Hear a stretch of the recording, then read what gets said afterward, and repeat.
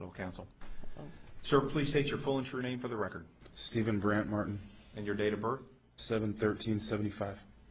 You are here, sir, because you have been arrested for one count of second-degree murder, the state alleging that you have recklessly engaged in conduct that has caused the death of another person under circumstances manifesting extreme indifference to human life. That is a Class 2 felony. You've also been arrested for one count of aggravated assault with a deadly weapon or a dangerous instrument. That is a Class 3 felony. And 2 counts of Class 6 felony endangerment. You understand that, sir? Yes, sir. All right. Counsel, would you enter your appearance? Or both counsel, for that matter? George Kellerman on behalf of the state. Good evening. Good evening. Vicki Lopez on behalf of Mr. Martin. Hello, Ms. Lopez. All right, sir. Now, I need for you to know, and I'm sorry, counsel, are you in for the long haul or for this appearance only? Okay. I need to let you know that pretrial services that you interviewed with indicated that you are eligible for the appointment of a public defender, but I totally understand retaining private counsel. That's totally okay, but I had to inform you of that. Yes, sir. That you are eligible for the appointment. Your next court date is going to be on February the 10th at 8:30 in the morning. That will be a status conference. The date, time, and location will be on your paperwork. Does the state wish to be heard in this matter? Yes, Your Honor. Your Honor, I believe the aggravated assault charge will be dropped because he was originally booked on that because the victim was still alive in the hospital at the time he was booked in the 4th Ave. She since has expired, and he was page 2 on the second-degree murder. What the state would point out is that this is another example in the community of an extremely impaired driver going the wrong way on Interstate 17 and crashing into and killing the victim. The victim was a 26-year-old female who had a 2-month-old child and a 2-year-old child. She had just returned to her job after coming off maternity leave. This occurred, I believe, early in the morning as she was ending her shift.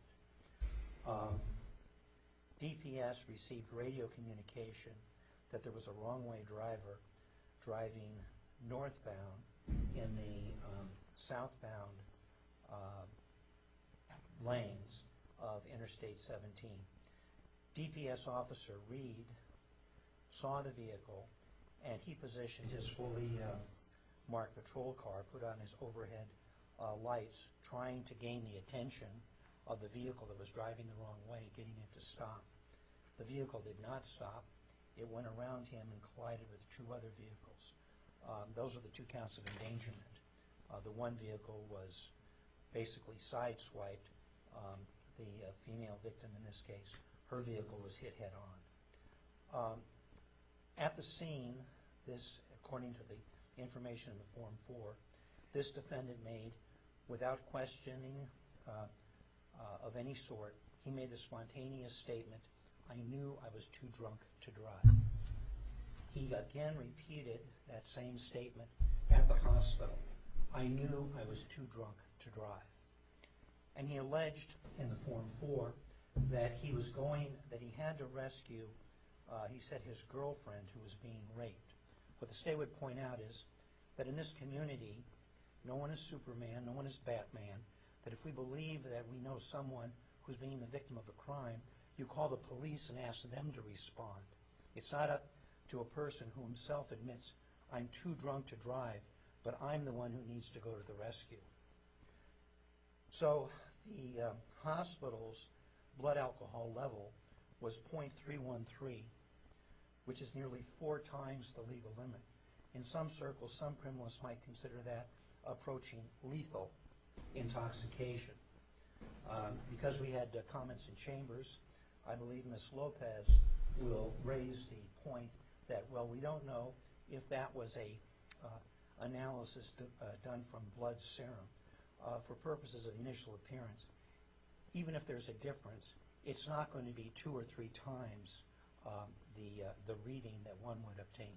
He was absolutely blottoed at the time he was driving an I-17, and so the state believes that the charge of second-degree murder, even though it was not intended, was a wanton disregard for the value of human life in this community.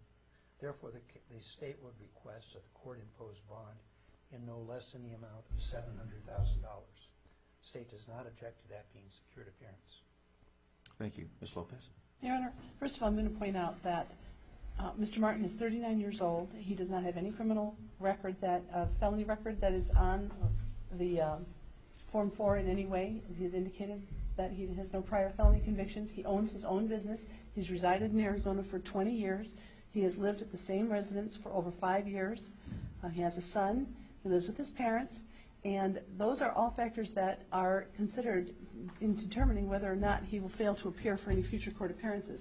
The $700,000 is excessive in this case because, first of all, he is not only does he have sufficient ties to the community, but with no criminal history whatsoever. This is not indicating the fact that under the circumstances of this case, when he went over there, the individual who was the alleged rapist was chasing them in a vehicle behind them at the time that he ended up entering the freeway the wrong way by accident. And he admitted the statements that he made, by the way, the initial statements made to the police were while he was laying on the ground outside of his vehicle on the freeway when the police officers coming over to question him. However, I will point out that the purposes of bond, protection of the community is one purpose, but in his case, looking at this, protection of the community can be achieved by releasing him under the supervision of pretrial services with a substantially lower bond and putting an ankle bracelet on it. You don't need almost $1 million of bond in a case like this when you've got someone where this was an unintentional act and it's charged as an unintentional act, and you've got someone his age without a criminal history. It's not, you don't reach the age of almost 40 years old and then you commit your first felony offense without having that age being taken into consideration.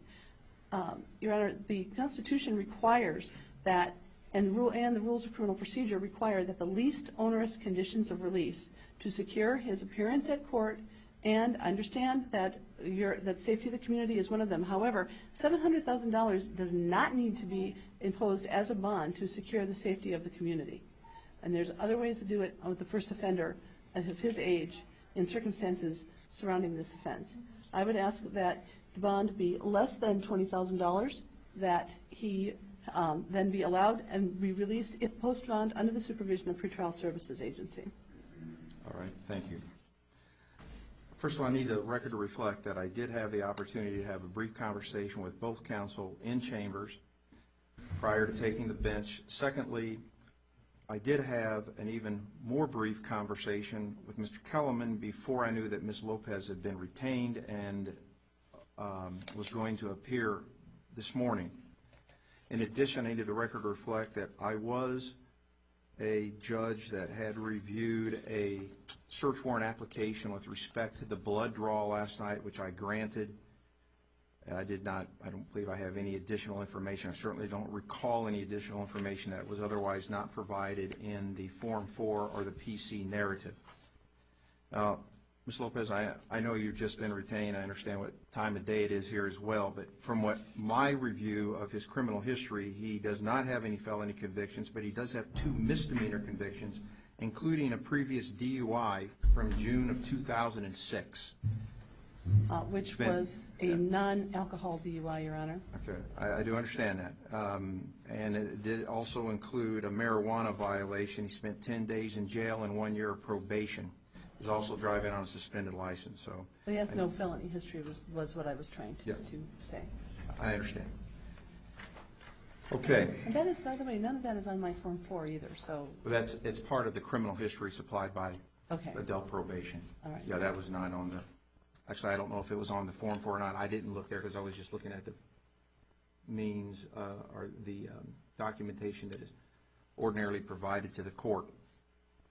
I'm going to impose the bond. After listening to the comments of counsel, I'll impose the bond at $700,000.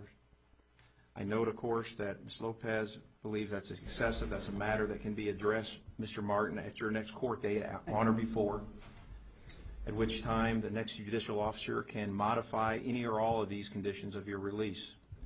In addition, if you post this bond, sir, it's a secured bond, you are going to be subjected to supervision by pretrial services, alcohol testing and monitoring, drug testing and monitoring, and an ankle bracelet. And Ms. Lopez will tell you what all that means. I'm not going to get into all those details. In addition, pretrial services will cover all of that with you if that's the case. I do believe, sir, that based on these circumstances that I am extremely concerned that you are a threat to the community. I'm going to prohibit you from operating any motor vehicle. This is a judicial suspension of any privilege to drive, independent of what MVD might do under the circumstances. You are not permitted to operate any motor vehicle, period, until or if a Maricopa County Superior Court judicial officer authorizes you to do so. Do you understand that, sir? Yes, sir. All right. The remainder of the conditions are fairly standard, but they do include not possessing any weapons, no drugs without a valid prescription. You are not to possess or consume a drop of alcohol. You cannot have a drop of an alcoholic beverage inside any residence of yours. Do you understand that, sir? Yes, sir. As I said before, you're not to operate any motor vehicle unless you've been expressly authorized by a Maricopa County Superior Court judicial officer. You must also continue to reside at your present local address until or if another judge authorizes you to relocate. In other words, you're going to be able to, the court needs to know where you're at while this matter is pending. Yes, sir. Understand, sir, that you've been arrested for this. You've not been charged with anything. Again, Ms. Lopez will cover all that with you. Now, first of all, before I conclude, are there any additional comments from counsel for the state? No, Your Honor, thank you. Ms. Lopez? No, Your Honor. All right. Any questions from you? First, talk to your lawyer if you do. No, Your Honor. All right. I'm gonna Please sign step over and sign for your paperwork. Good luck, sir.